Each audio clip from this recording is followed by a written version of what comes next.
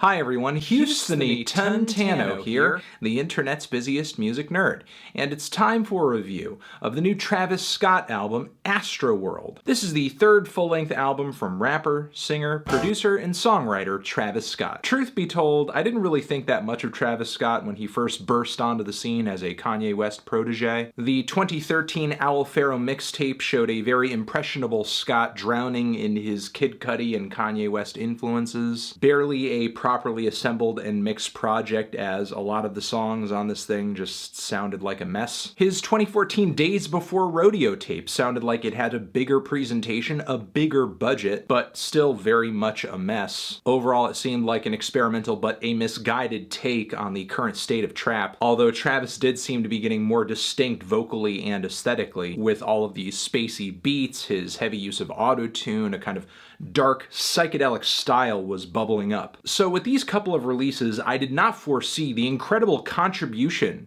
to pop rap and trap that Travis would be bringing the very next year on his 2015 album Rodeo. It's like everything Travis was shooting for on previous efforts just made sense here. With the warped vocals, the heavy use of auto-tune, all of the crazy, zany, animated ad-libs, the multiple phases that many of his songs worked through, the additional features on this thing, the trippy instrumentals. Travis was building himself up not to be just an artist, but also a curator, much in the same way that a Kanye West or an A$AP Rocky or a DJ Khaled sort of plays a directorial role on a song, bringing a lot of different talent together. Like in the pop rap equivalent of a play, where he's trying to get every person involved in a cut to create something bigger than the sum of its parts. After all, on this very album, Astroworld, there is a track titled Sicko Mode where Travis does drop a line saying, "Who put this shit together?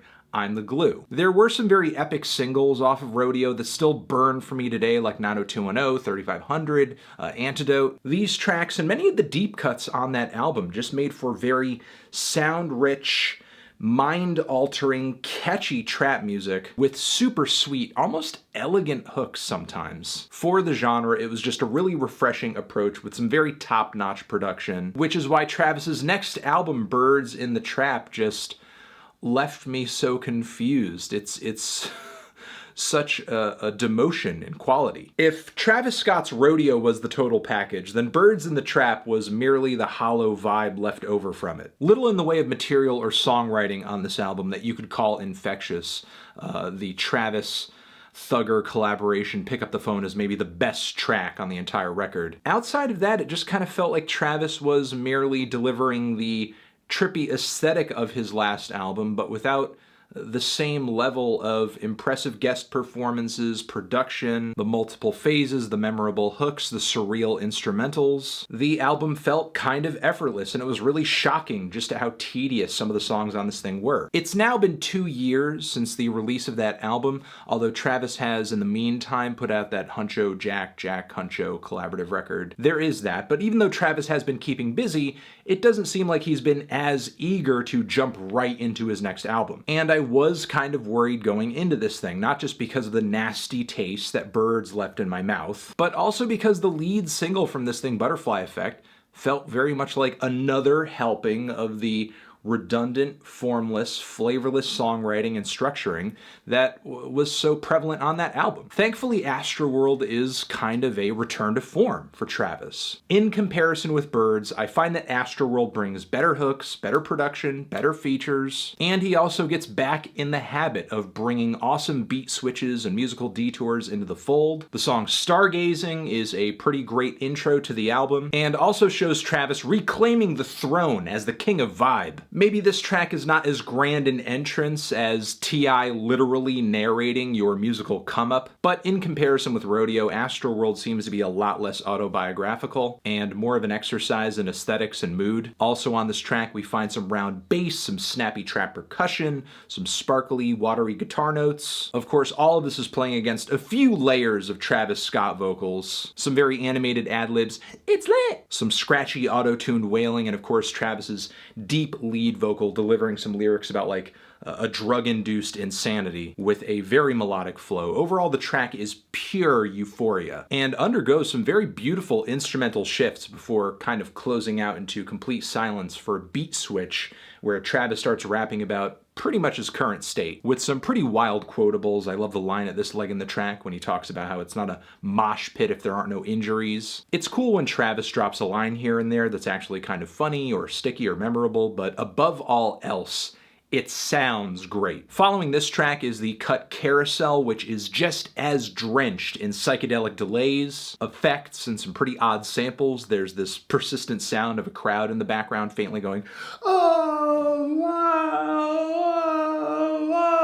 I love the use and placement of Frank Ocean on the track too. His understated chorus is very sweet and moody. When he gets into his upper register, it's pretty passionate and fiery. There's something about the sound and the vibe of the track that reminds me a little bit of the Flaming Lips, but almost like trap music's answer to that, with the purposefully pristine and very sparkly synthesizers, the rumbly, distorted bass. The sound of the track is simultaneously unsettling, but also really blissful. And there's something about the song that, despite it sounding so psychedelic and out there, it feels incredibly cogent. Travis Scott just seems to write psychedelic hip-hop music from a very meticulous, detail-oriented, and almost sober place. My one issue with this track might be some of Frank's incredibly esoteric lyrics, which come off kind of disjointed. Maybe they're more symbolic than I'm understanding them to be, but either way, the track is a highlight for me. I love the transition from the end of this track into the false intro of Sicko Mode, featuring a little bit of like a partial of a Drake verse. There's this murky, chunky bass that follows up immediately after with a beat switch, with a sick flow from Travis and a lot of lyrical debauchery. After yet another beat switch, Drake returns with a full verse and performance. Drake brings this really gentle, smooth delivery that works perfectly with the eerie instrumental he's found himself on top of. I don't really take issue with his lyrics outside of there seems to be a moment where he raps about taking half of a Xanax as described to fall asleep on an airplane until his plane lands. And while there's absolutely nothing wrong with taking prescription drugs as directed by a medical professional, that's not really why there's such a Xan craze in the hip-hop community right now. It's not really why rappers rap about the drug. You might as well be dropping a fucking verse about taking aspirin. All that being said though, do not take prescription drugs recreationally. They will destroy your life and fuck you up. Thank you. Speaking of Drake though, some of the quick musical transitions in song on these tracks, compounded with how some of these tracks splice into one another as they're starting and ending, actually reminds me of Drake's More Life playlist in some respects. There are moments where this album does have the feel of a carefully assembled playlist, but obviously Travis produces this thing to have more of a futuristic tone and to be more than just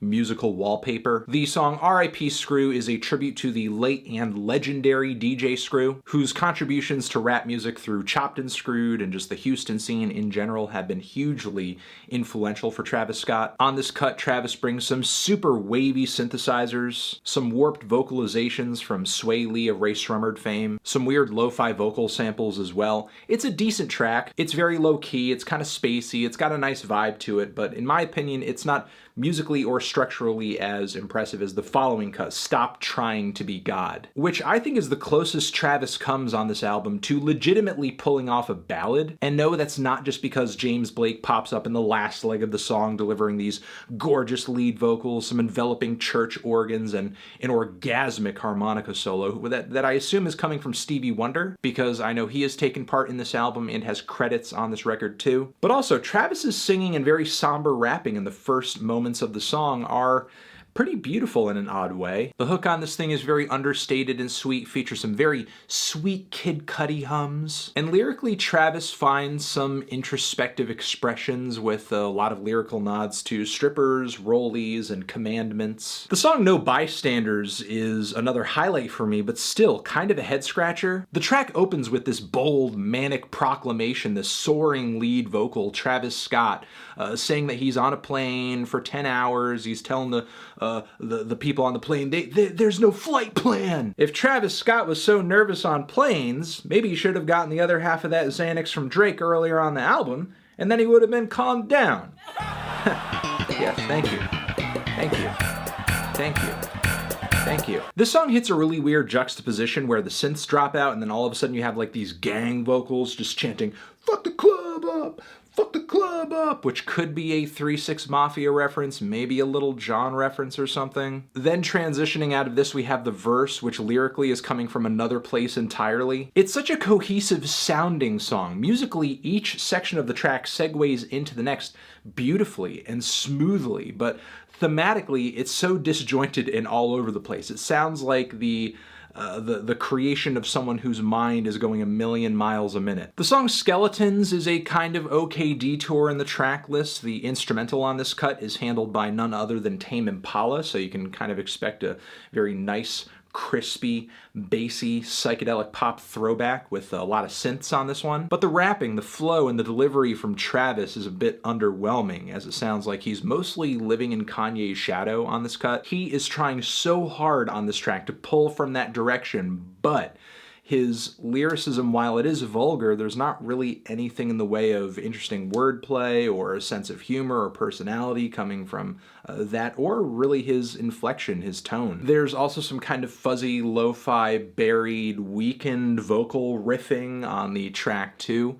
Maybe he could have taken a brighter or more significant spot on the record, but I think his inclusion at this point on the album is merely a teaser, a warm-up for his incredible contribution to the next track, Wake Up, with a very light beat, some acoustic guitar licks, and a lot of really ghostly and trippy and strange little musical effects and tidbits kind of popping up in the background. It's like the song is haunted. This track, in my opinion, is far superior to that of any time Travis and The Weeknd have been on the same track up until this point. I also love the trippy rush of synthesizers at the midpoint on this track, with Abel proclaiming that this person who he's singing to controls his life, whether he lives or dies, and if he ODs, he dies alone with no heartbeat. Pussy so good, pussy so sweet. Even though the lyrics on this track and many other moments are super rudimentary and straightforward and really just kind of get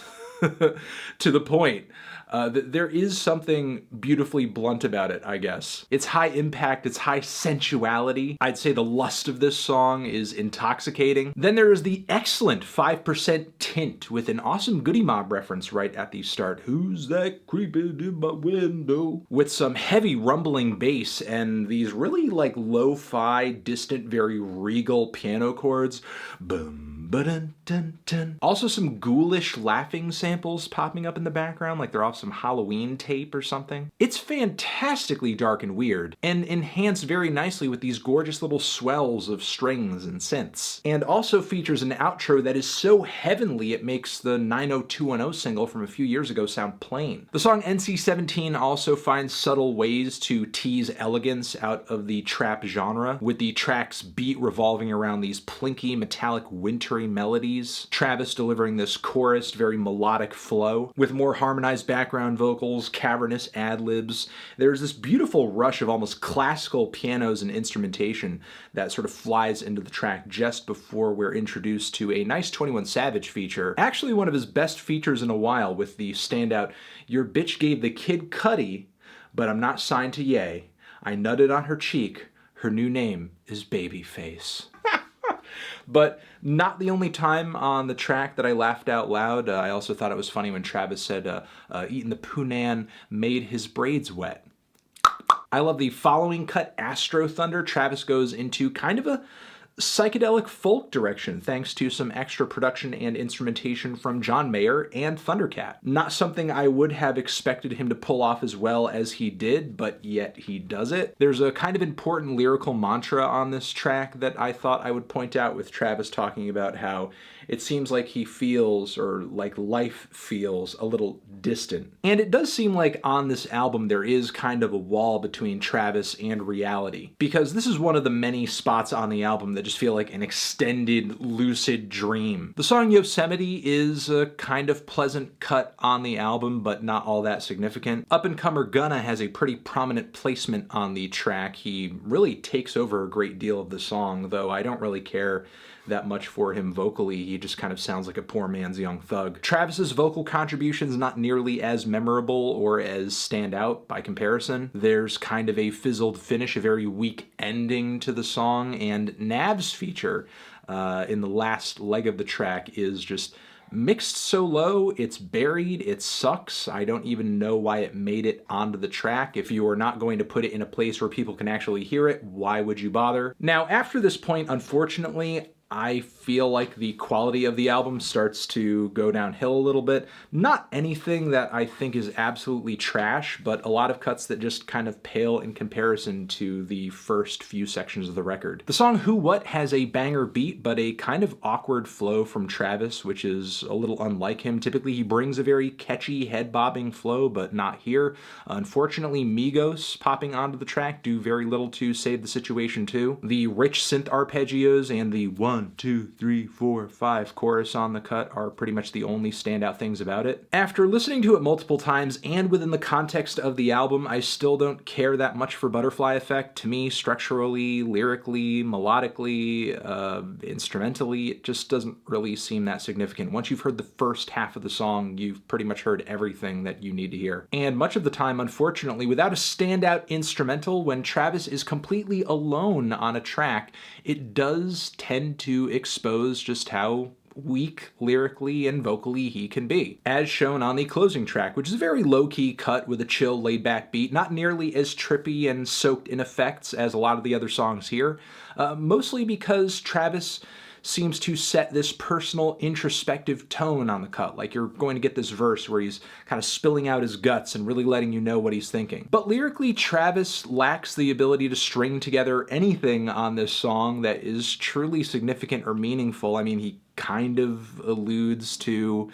his relationship with Kylie Jenner ending or having to pay alimony payments, maybe. Frankly, it's a really disappointing ending to the album, even with some of the lavish string additions on it. Houston Fornication isn't as redundant in structure as some of the other tracks in the last leg of this album, but it is very much redundant in spirit. Like, conceptually, aesthetically, what is this track really adding to the track list at this point? It just seems like another spacey trap cut, which Travis does well, it's his specialty, but I kind of feel like he runs the risk of staling out his sound by throwing more tracks like this into the mix. With no catchy hook, no interesting guests, and no interesting transitions to enhance Travis's performance. Which one could argue that maybe that exposes a lack of talent on Travis's part, that he can't hold the track completely on his own and just have it be fire. But personally, I think there's more than one way to skin a cat, make a good record, or be a good artist. And unfortunately, Travis's talent for directing, guiding, and curating great ideas